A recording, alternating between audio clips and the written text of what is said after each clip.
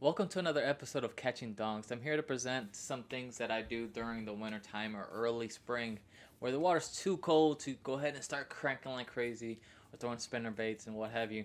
What I like to do is approach it in a very different methodological way. Either going finesse fishing. For those that don't know what finesse fishing means, it means slowing it down, presenting smaller baits for the fish you're trying to catch, in this case bass. So instead of going for a 8-inch Senko, you're gonna use one of these, and these are called Finesse TRD.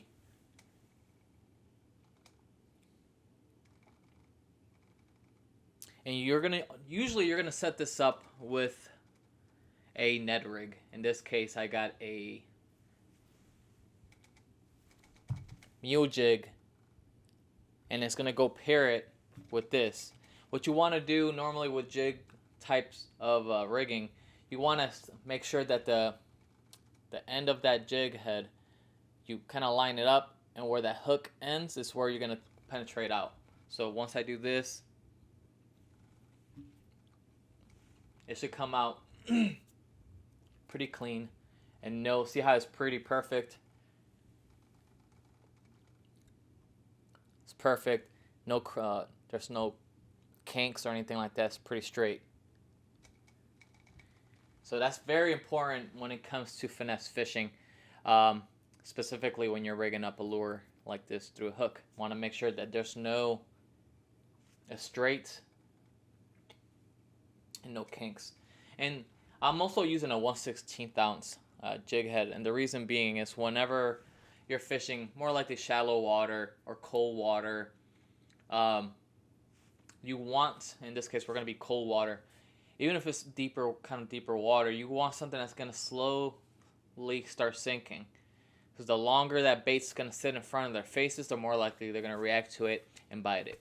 So remember, around this time bass are more lethargic, are slower moving, and most fish are just going to react that way. So that's just why we approach it, at least for me, I like to approach it in a very finesse style fishing.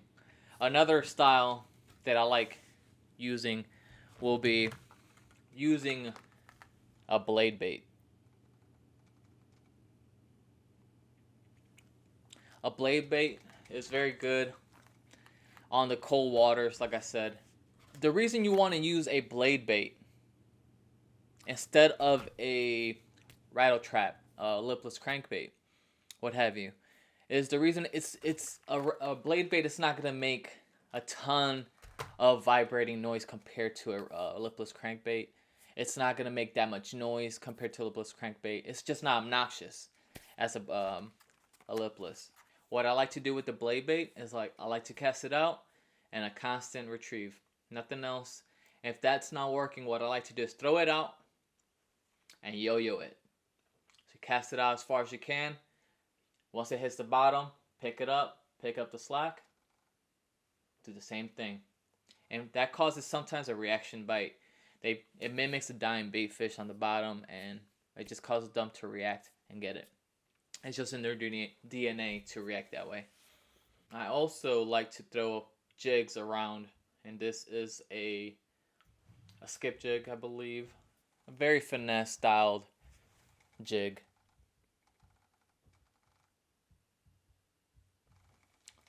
And with jigs, typically jigs, you won't have that many bites compared to like a finesse TRD, but you are going to get more bigger fish. All my fish last year came through a jig. This specific jig, but a jig nonetheless. So I'm gonna show you what I would pair with.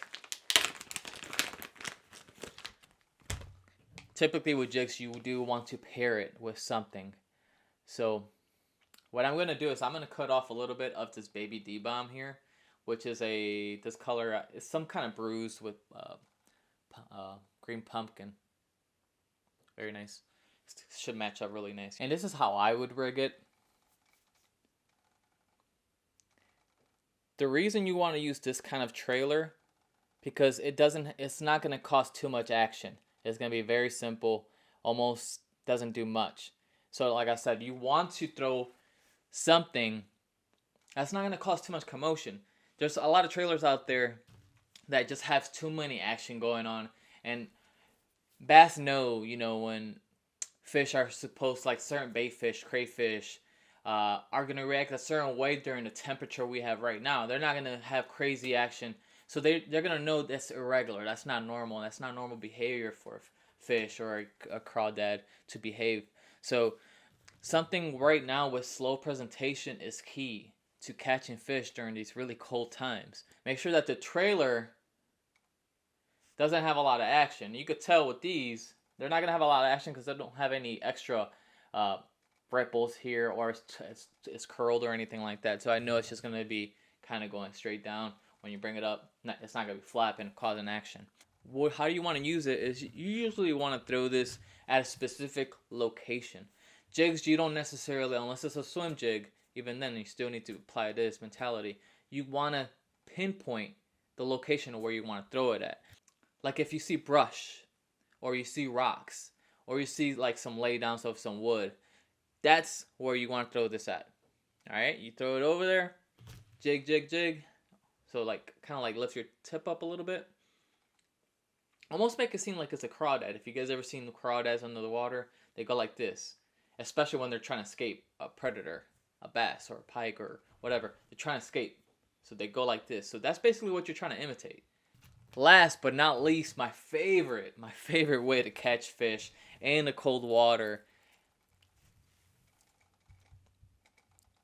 is using a jerkbait.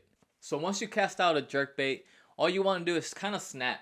But remember, cold temperatures. You don't want to go crazy, start snapping or reeling it in.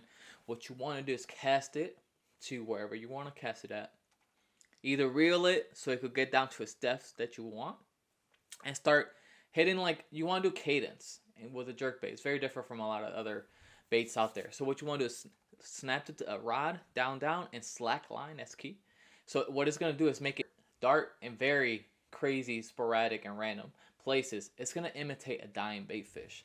So that's very important for fishing bass early spring and spring. It works all year long, but it's very killer. It's very useful for when the water's so cold.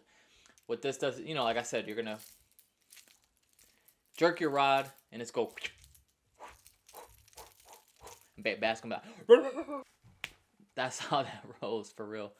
But it's the most exciting way to catch fish opposed to all these other ones. And then maybe the jig. Sometimes you want to look underwater. How is this going to look under the water? So, throw it somewhere where you can look and see. Maybe some place very clear in shallow water. Get your own tank, fill it up, and see how it behaves. Because each lure is going to behave differently. That's pretty much all the baits I use pretty early on in the spring. So hopefully this will provide you some information so you can get out there and catch some fish come spring.